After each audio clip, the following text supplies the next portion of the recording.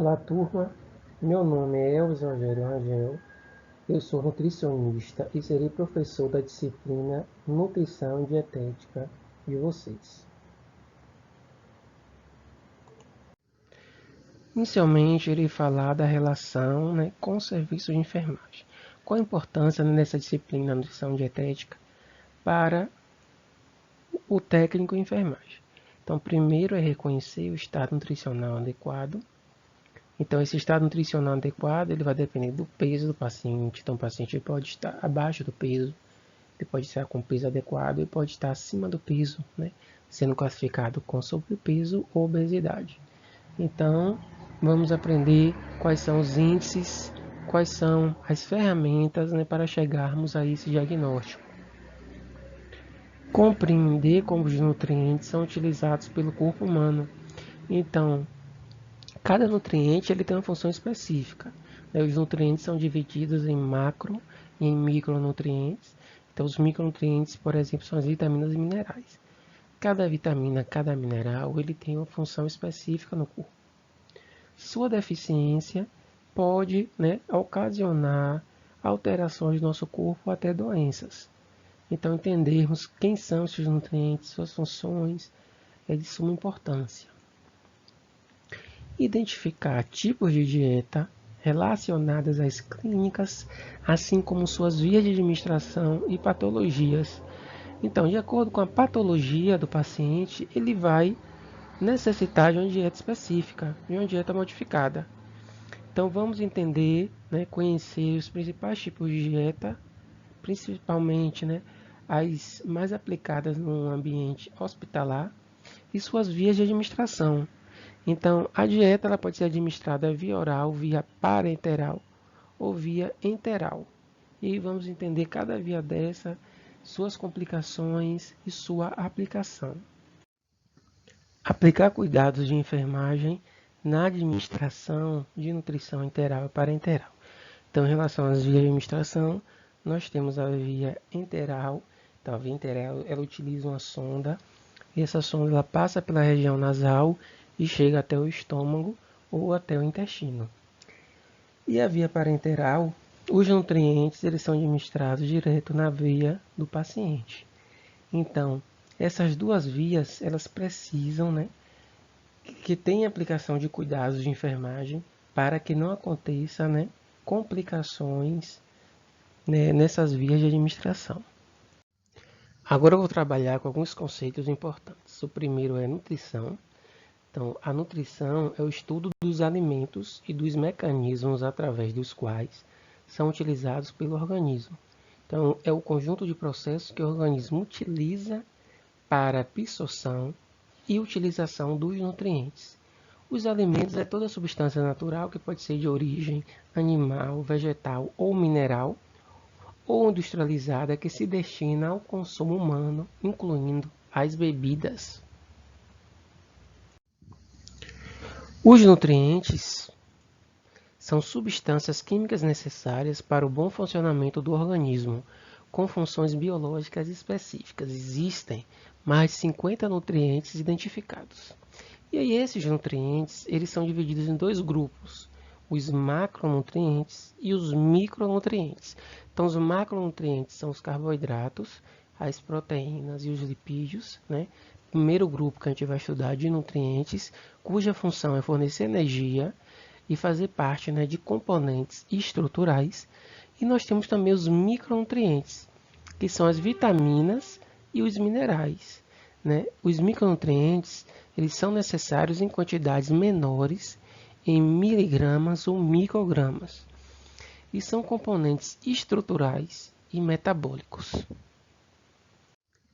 Refeição é a composição de alimentos e preparações culinárias com características peculiares de café da manhã ou de jejum, lanches, almoço e jantar em horários definidos.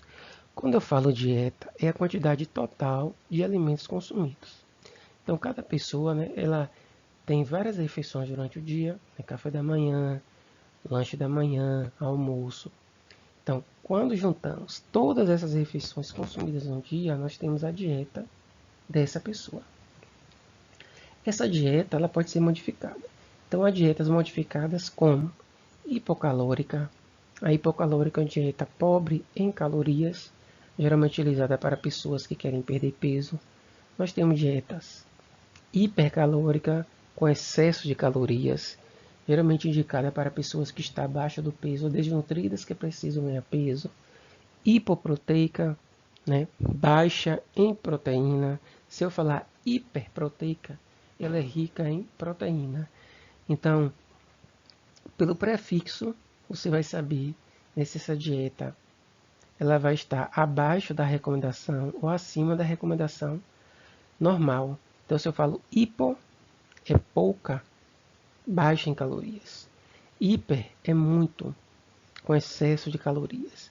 Se eu falo hipoproteica, ela é pobre em proteínas. Se eu falo hiperproteica, ela é rica em proteínas. Hipossódica, ela é pobre em sódio. Hiperlipídica, ela tem excesso de gorduras. Então, qual a importância de uma alimentação saudável?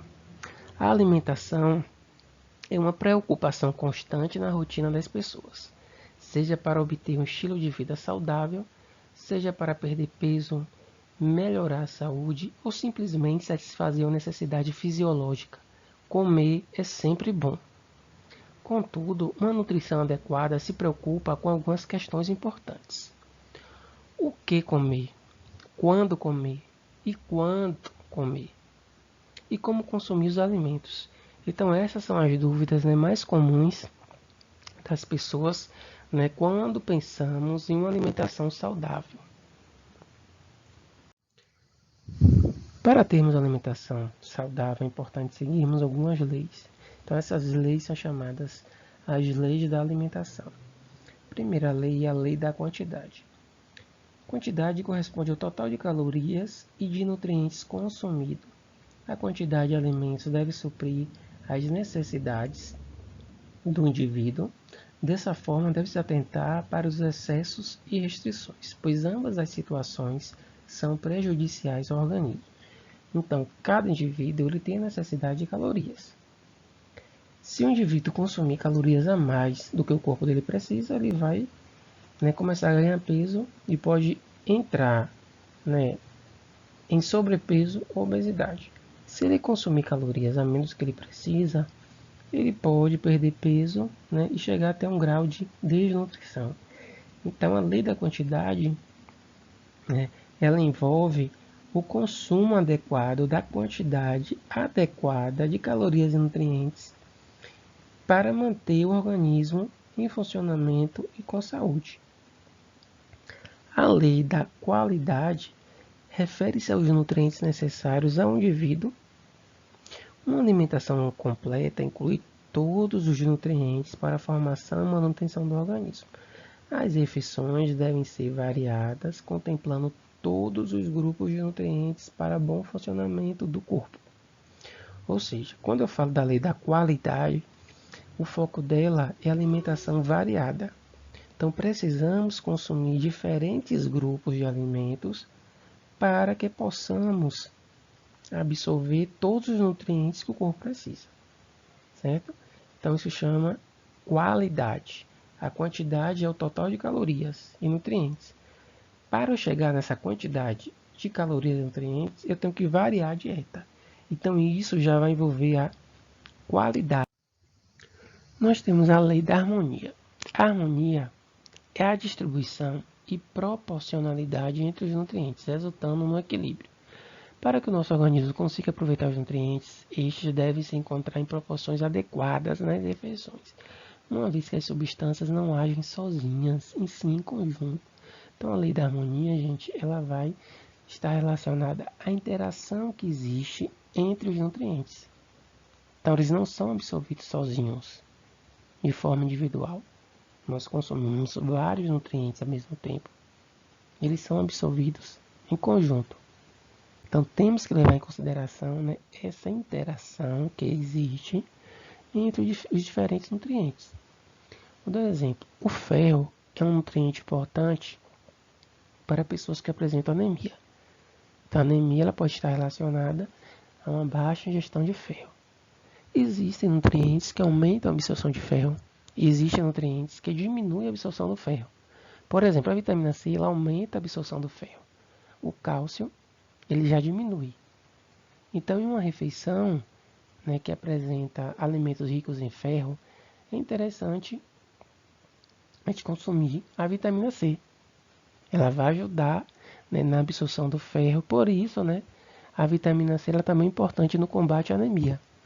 Então, isso, né, a gente chama de lei da harmonia. É você, né, fazer uma distribuição em uma proporção adequada dos diferentes grupos de alimentos, né, levando em consideração essa interação que existe entre os alimentos.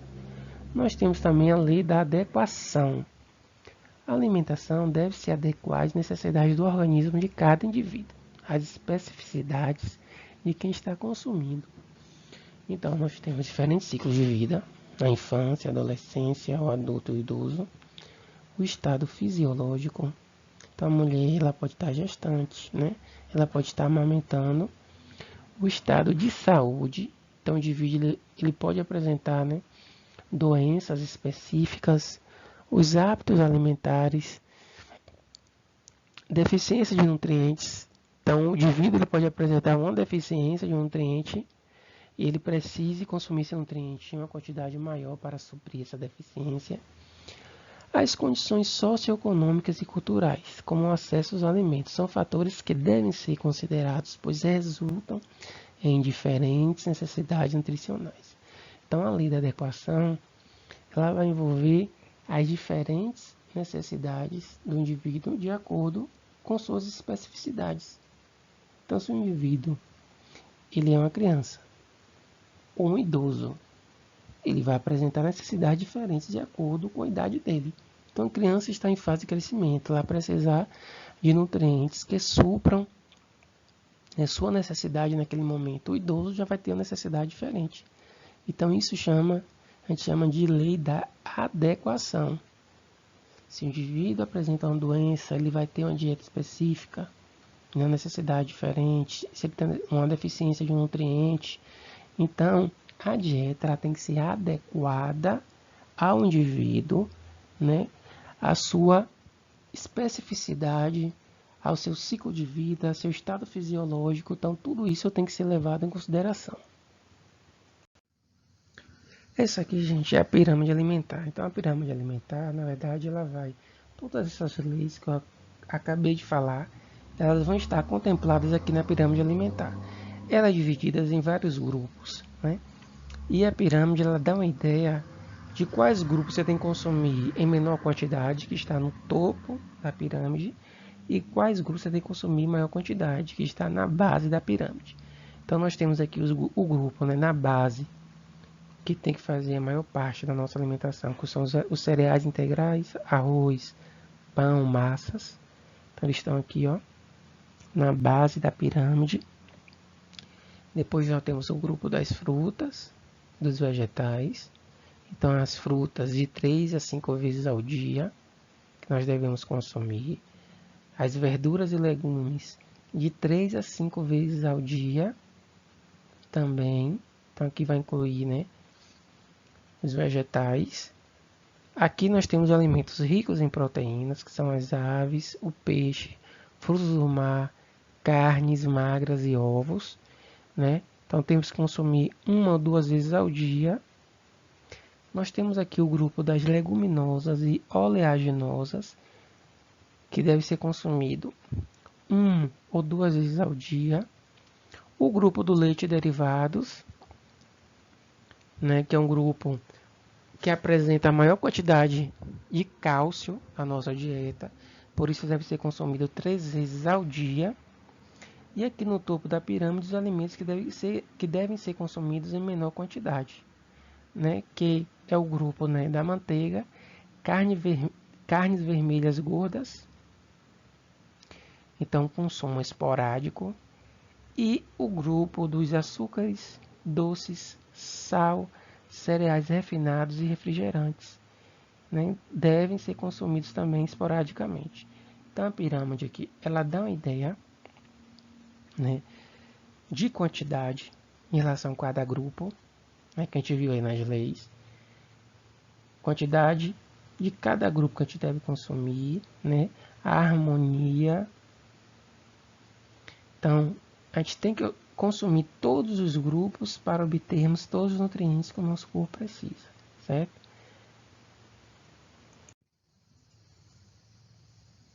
Chamando atenção, gente, para o fast food.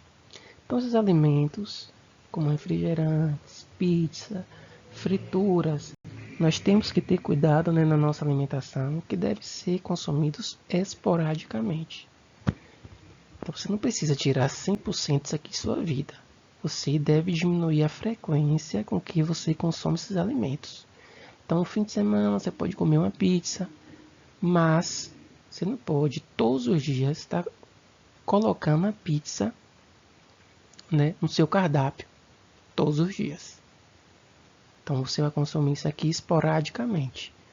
Então, a alimentação saudável, né, você deve priorizar no seu cotidiano os alimentos saudáveis e que o seu corpo precisa, certo? Esses alimentos que não são saudáveis, você vai consumir só que de vez em quando. Você vai diminuir a frequência desses alimentos. Então, diminui a frequência dos alimentos não saudáveis e você vai aumentar a frequência dos alimentos saudáveis. Assim, você vai ter uma dieta equilibrada e saudável. Agora, deixa eu falar de energia. Então, nosso corpo ele tem a chamada taxa metabólica basal, que a gente chama de TMB. O que é isso? É o gasto de energia devido ao metabolismo celular e à manutenção das funções fisiológicas, tais como a digestão, a circulação, a respiração, atividade glandular e manutenção da temperatura. Corresponde a 60 a 70% do gasto diário. Então, todo mundo, né, tem uma taxa metabólica basal. Então, a energia é mínima para que o nosso metabolismo ele continue funcionando. Então, geralmente, o momento que nos aproximamos mais dessa taxa metabólica basal é quando estamos dormindo. Porque quando você está dormindo, você está parado, né? É natural que o seu metabolismo ele diminua.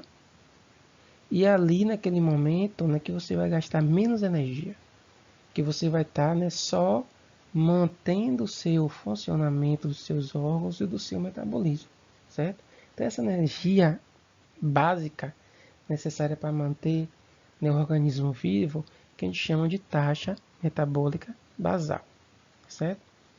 E aí, como eu estou falando, né, de energia que o nosso corpo precisa, de onde obtemos essa energia? Dos nutrientes.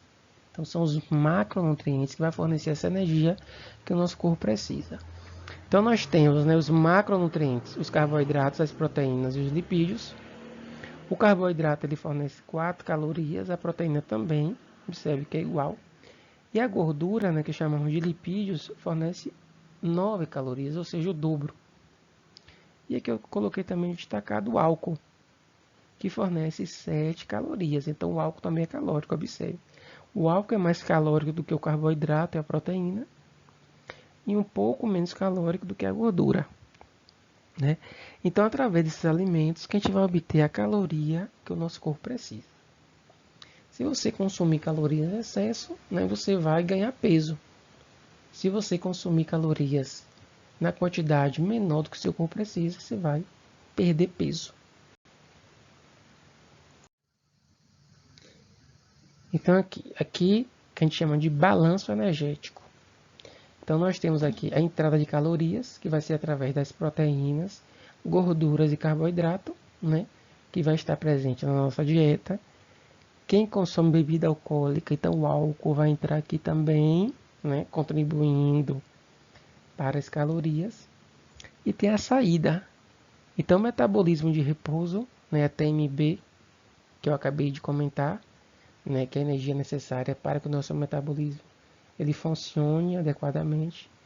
A atividade física, então toda atividade que você realiza, você gasta energia. Se você trabalha, se você pratica um esporte, você vai estar, né, gastando energia, então isso vai ser a saída. E aí nós temos o balanço energético. Se a entrada de calorias é igual à saída, você mantém seu peso. Se a entrada de calorias é maior do que a saída, você vai ganhar peso. e vai entrar em um processo de obesidade. E se a entrada de calorias é menor do que a saída, você vai perder peso e você pode até chegar a um estágio de desnutrição.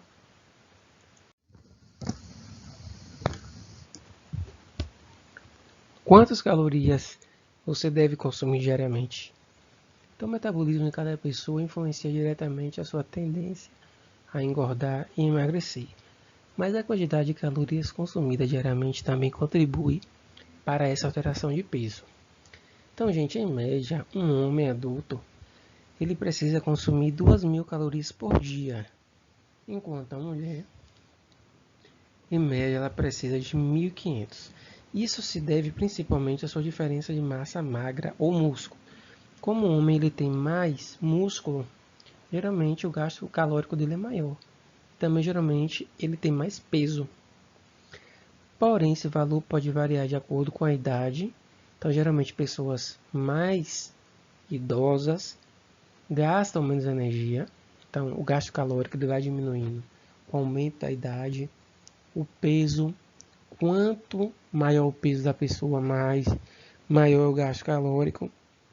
As condições físicas do indivíduo, ou seja, prática de atividade física. Então, quanto mais ativa é uma pessoa, maior vai ser seu gasto calórico diário. Com base nessas informações, fique de olho no que você come, né? É sempre importante, né, consultar uma tabela de calorias para não exagerarmos, né? Como eu falei, se você consumir mais calorias do que o seu corpo precisa, a tendência. Agora a gente vai falar um pouco sobre peso ideal. Então, como saber se você está abaixo ou acima do peso, ou se você está no peso ideal? Então, logo no início eu falei da questão do diagnóstico. Então, existe, né, um índice chamado de IMC, é a sigla de Índice de Massa Corpórea. É uma medida para se determinar se uma pessoa está abaixo em seu peso ideal ou está acima do peso. Então, para fazer o cálculo do IMC, basta dividir o peso em quilogramas pela altura ao quadrado em metros. O número que será gerado deve ser comparado em valores na tabela de IMC que eu vou apresentar mais na frente. Então, aqui eu vou dar um exemplo. Se você pesa 60 kg e mede 1,67 de altura, então a gente vai jogar na fórmula aqui, dividir 60 pelo quadrado de 1,67, né? Então 1,67 elevado ao quadrado dá 2,78. Quando dividimos 60 por 2,78 dá 21,5. Então nesse slide aqui eu vou simplificar melhor. Então, o IMC, né, é a massa corpórea dividido pela altura ao quadrado. E aí você vai ter o resultado do IMC, né, voltando àquele exemplo.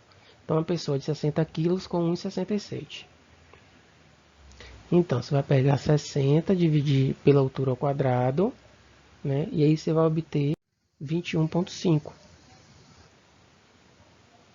Tem um método prático também que você pode utilizar, né, para você estar fazendo seu IMC, que é o seguinte: você pega o seu peso, né, que é a massa corpórea, divide pela altura, depois divide pela altura novamente. Esse método aqui, né, que eu chamo de método prático, né, quando você está fazendo um cálculo aí no celular, ele é mais rápido e mais fácil, porque você vai fazer uma única conta. Você pega o peso, né, no exemplo aqui que é 60 quilos, divide pela altura que é 1,67 e divide pela mesma altura de novo. Porque o MC, né, é o peso dividido pela altura ao quadrado, então por isso você vai dividir pela altura duas vezes. E aí você vai chegar ao MC de 21,5.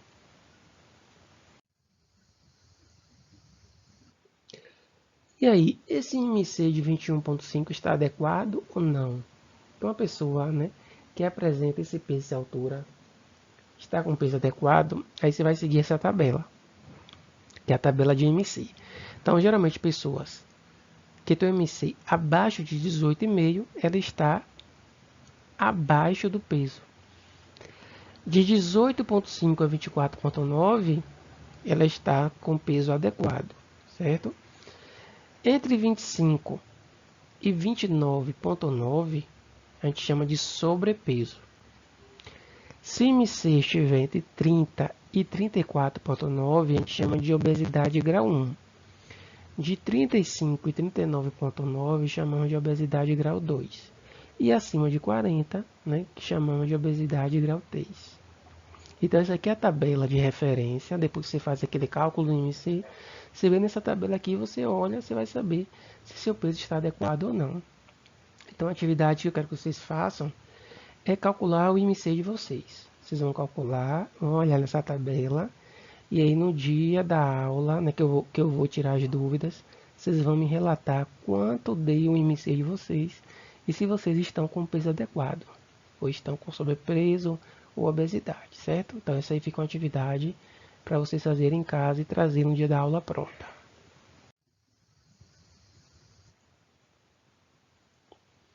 Né? E aí eu coloquei aqui um resumo, né, de cada classificação, o baixo peso, né, que é abaixo, né, de 18,5, peso ideal, certo? Então essa tabela aqui vocês podem estar consultando para verificar, de acordo com o valor que deu do seu IMC, se você está com o seu peso adequado. A gente agora vai falar um pouquinho dos riscos à saúde ocasionados por baixo peso. Então, a desnutrição geralmente é causada por uma dieta pobre em calorias e proteínas ou má absorção de nutrientes. Pode ser o somatório de várias causas, como sociais, psiquiátricas ou patológicas. Por isso, toda pessoa que está fora do peso ideal, tanto para mais quanto para menos, deve procurar um profissional capacitado para descartar uma condição mais séria. Então, nós devemos evitar tanto, né, o baixo peso, a desnutrição, como o excesso de peso. E também o baixo peso ela pode estar relacionado a transtornos como bulimia e anorexia. Então, um corpo abaixo do peso ideal pode esconder problemas de saúde como diabetes e hipertireoidismo, entre outros males, assim como pode acarretar distúrbios que chegam até mesmo a colocar a vida em risco. Saber as causas e consequências do baixo peso é essencial para a manutenção da saúde e do bem-estar. E nós temos também a obesidade, né, que pode também estar trazendo riscos à saúde. Então, tanto sobrepeso como a obesidade pode estar relacionado a várias doenças. Então, doenças como diabetes tipo 2, hipertensão, doença cardíaca, infarto, câncer, a apneia do sono, osteoartrite, a doença na vesícula biliar, doença do fígado gorduroso, são todas complicações que estão relacionadas ao excesso de peso. Então, por isso, né, devemos ter uma dieta saudável, né, controlar o consumo das calorias para que não chegamos ao ganho de peso excessivo, né, e ao sobrepeso e obesidade, pois essas doenças estão relacionadas a esse excesso de peso. Uma coisa importante, né, é a questão da atividade física. Então, quando eu estava falando lá de balanço energético, eu falei que um dos fatores, né, que influencia o gasto energético é a atividade física. Então, quanto maior é a quantidade de atividade física, maior vai ser seu gasto calórico. Então, isso vai prevenir, né, a obesidade e o ganho de peso excessivo. Além, né, de outros benefícios que a atividade física tem, né, que não é só, né, o ganho de peso.